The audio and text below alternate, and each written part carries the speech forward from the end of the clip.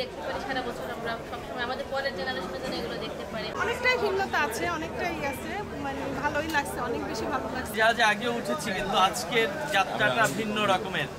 এই শতবর্ষী জাহাজ শুধু জাহাজে ভ্রমণ নয়, এটি একটি ভিন্ন রকমের অভিজ্ঞতা, ঐতিহ্যের সাথে ভ্রমণ।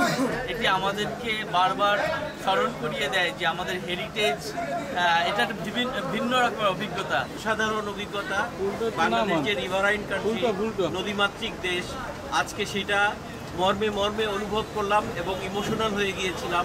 আমরা চাচ্ছি 100 বছর আগের যে ইতিহাস ঐতিহ্যের আজকে আপনারা যাত্রীদের কাছ থেকে শুনছেন, ওনারা কিন্তু নদীমাতৃক দেশের একটা অন্যরকম একটা মাত্রায় নিয়ে গেছেন।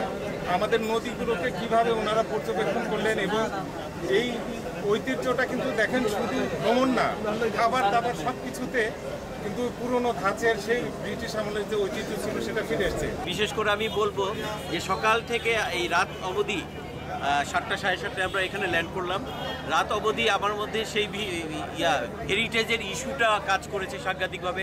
স্পেশালি এই পিএস মাহসুদের ভেতরে যে একটা মিনি জাদুঘর করেছে, এটা আমি বলবো সবাইকে, বাংলাদেশের যারা সচেতন নাগরিক সবাইকে বলবো এটাতে যাত্রা করার জন্য। বিশেষভাবে প্যাডেল স্টিমারের ইতিহাস ঐতিহ্য এই জাদুঘরের ভেতরে আছে। স্টিমার সার্ভিস যেন অব্যাহত থাকে, বরিশালের মানুষ পুরান ঐতিহ্য আবার ফিরে পেয়েছে।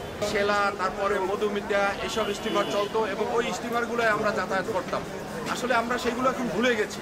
এখন দোতলা তিনতলা লঞ্চ হয়ে আসলে এই স্টিমারকে আমরা ভুলে গেছি।